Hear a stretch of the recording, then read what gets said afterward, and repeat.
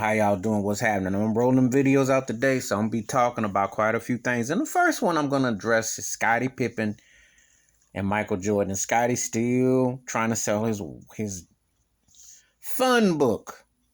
Nice juice-filled tabloid fun book. I don't know, it's fantasy, fun fantasy. Scottie Pippen saying that Michael Jordan put out the Last Dance video footage to get in the way of LeBron James to remind people how popular, how big he was. And even if that is Jordan's intention, is that a bad thing? Plus, Scottie Pippen is still under the delusion that he was as good as Michael Jordan. He was not. Larry Bird once said it, I remember, he said, when Pippen and Jordan's in the league, he's a top 5 player. Without Jordan, he's top 20. That's a big fall off. That is accurate. Aside from one season. The one thing I would say that in Scottie's defense as a player, you can make the argument his defensive skills was as good as Jordan's because he could defend, and I seen him, and he did from that first finals against the Lakers when he guarded Magic to that Eastern Conference Championship Series against the Pacers when he went up against Mark Jackson. He guarded guards. And I will say this about Scottie. His defensive skill set is as good as LeBron James was. I'll give him that. As a defender, on the ball, picking it up, he was something else. I like the way he went to his left hand. He was a good assist man.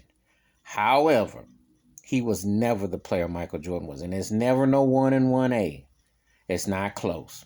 Not close. He played through what Jordan led, he taught, he followed. But he was never that alpha. He cried in Houston and called Charles Barkley all kinds of names, went to Portland. If he had a beaten the Lakers when Shaq was in that prime peak, that first championship run, when Kobe threw that lob, if he wins that chip, goes to the finals and beat the Pacers, history will look at Scottie Pippen a whole lot different. Because that, in a nutshell, is 20 years ago is the reason why, some people question if he's a top 50 player ever, and they question a lot with him. He blew that. They had a 15-point lead in L.A., lost. Now it was the same after it. Had he beaten the prime peak Shaquille O'Neal with Phil and Kobe on the come-up with that 67-win Laker team and beats the Pacers and beats Larry Bird and beats Reggie Miller and all that win, and he leads a Portland team, then history looks at Scottie a whole lot different. But it didn't happen that way, so we don't. So now he's just with sour grapes, and he's out here complaining and crying as usual. And if Michael Jordan did decide to put that there to get in LeBron's way, well, first of all, people have short-term memory. And it's not, LeBron is an incredible talent. He's one of the greatest ever, but he ain't Michael Jordan. He ain't Michael Jordan because there's a lot of reasons why he ain't Michael Jordan. Michael Jordan played against, I think, better competition overall. You could say certain players had great seasons and they were talented. I would say Magic in his prime, his peak was something. Larry Bird's like the one I would say could definitely hang with Jordan in a different capacity because mentally he understood the game. But you never heard too many people saying that so-and-so was better than Jordan during his prime. You make the case that Kevin Durant is better than LeBron James and not even bat an eye. And you could definitely say that Steph Curry is more of an impactful player than LeBron James. Wasn't a lot of people getting in Michael Jordan's way back in the day. That's just saying. Not till now when Shaquille O'Neal came along and then that came along, that was a whole different situation. But that was past Jordan's initial wave of peak and prime. That was on the back end. But I'm saying when he was in his initial run, he had everybody on him, wearing his shoes, everybody. So anyway, Scottie trying to sell some books, and it's cool, and it's comical.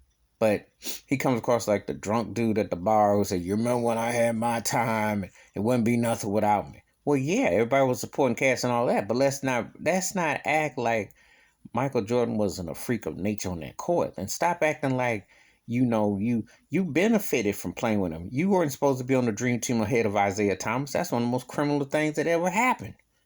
Okay? And the same man who gave you a concussion in 1990 ended up being your teammate, gave you that second three-peat in Dennis Rodman from the 95 through 96 through 98 era. Think about that. You were in the right place, right time. But you didn't exactly set the world on fire without Jordan. That 1 year. And then you powdered it when Tony Kukoc hit the game-winning shot. And you call Phil Jackson names, which no one else has. No one else has said anything about the Zen Master. So you're on your own island, Scotty. And the book will be entertaining. There'll be some anecdotes. There'll be some funny stories. But you need to keep Michael Jordan out your mouth. Because you come across like, it's like the Rat Pack. Everybody knew Frank Sinatra was the man. And you're Dean Martin. But in reality, you're more like Peter Lawford. And you ain't Sammy Davis Jr. Please hit the like, subscribe, welcome thoughts, comments, and I do respond. Thank you. Wash your hands, keep your mind clear, watch out for another. And Scottie Pippen is good for a laugh, but he should never talk about Michael Jordan. Even though Jordan has his issues and he was a drama king and he had a lot going on, they don't win without him. And he was the way he was. And we know how it turned out. I'm out.